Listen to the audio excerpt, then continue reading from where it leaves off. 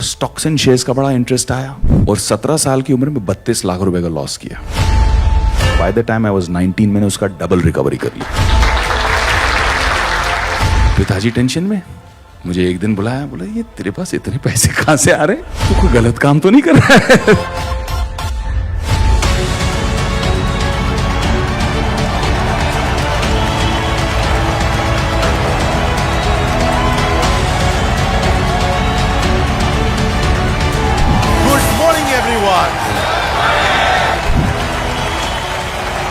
Thank you for all the love.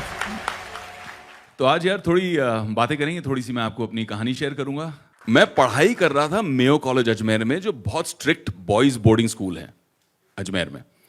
अब boys boarding school में दुनिया इतने में सीमित थी, वही 300 एकड़ का कैंपस, उसी के अंदर खाना पीना कपड़े जूते जो चाहिए होते थे, जाना पड़ता था, साइन करना पड़ता था, बिल पहुंच जाता था पिताजी को। हमें तो कुछ समझ नहीं आया दाल आटे का भाव, तो हम तो ऐसे ही ले लेते, भैया 2 टी-शर्ट देना 2 जूते देना, यही करके ले लेते थे स्टोर से। तो बाहर का एक्सपोजर जीरो।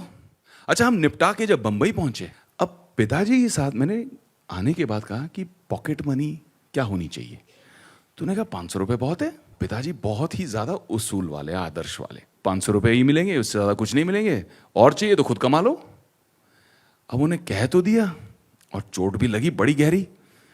पहले का बस से जाओ कह रहे हैं, ट्रेन से जाओ कह रहे हैं, फिर उसके ऊपर बोलते हैं 500 रुपये मिलेंगे और कुछ। मैंने कहा 500 रुपये भी आप ही रख लो, नहीं चाहिए। बड़े एटीट्यूड में पंजाबी स्टाइल में दिल बड़ा करके बोल के आ गया मैं।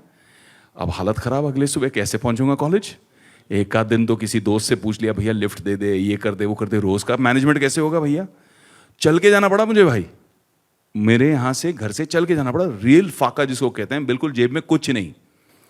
अब ऐसे में एक अपॉर्चुनिटी आई, किसी ने शो पे देखा, एक रेडियो प्लेज जो क्रिएट करती थी, उन्होंने कहा कि आपकी आवाज़ बहुत अच्छी है, आप एक्सप्रेशन बहुत अच्छा करते हो, आप रेडियो प्लेस करोगे क्या। मैंने कहा हाँ ज़रूर करेंगे। रेडियो प्लेस करने पहुंच गए, वहाँ किसी ने पूछा आप जिंगल्स करोगे, रेडियो के एड्स करोगे, तो मैंने कहा हाँ कर लेंगे। फिर किसी ने वहाँ से पूछा बड़ी अंग्रेज़ी फिल्में और सीरीज़ हिंदुस्तान आ रही हैं, आप उसकी हिंदी में डबिंग कर लोगे। मैंने कहा हाँ कर लेंगे। ये जो जिसने ये कहा उनका नाम था रॉनी स्क्रू वाला, जिन्होंने आगे चल के यूटीवी बनाई। और यूटीवी एक छोटी सी जगह होती थी जहां हम जाया करते थे, बेसमेंट के अंदर एक छोटा सा डबिंग स्टूडियो हुआ करता था।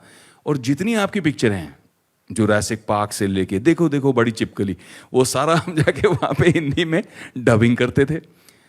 और भाई ऐसा हुआ कि महीने का 40-50 हज़ार कमाने लग गया आपका भाई। और मैंने अपना खुद का अकाउंट खोला सेपरेट, और बैंक अकाउंट के साथ में एटीएम कार्ड लिया। उस जमाने में एटीएम कार्ड मतलब वाह वाह, मतलब स्टाइल होता था। एटीएम कार्ड टेबल पे निकाल के रखने का अलग ही मतलब फील होती थी, क्या बात है। अब पिताजी टेंशन में मुझे एक दिन बुलाया, बोला ये तेरे पास इतने पैसे कहां से आ रहे हैं, तू कोई गलत काम तो नहीं कर रहा है तुम।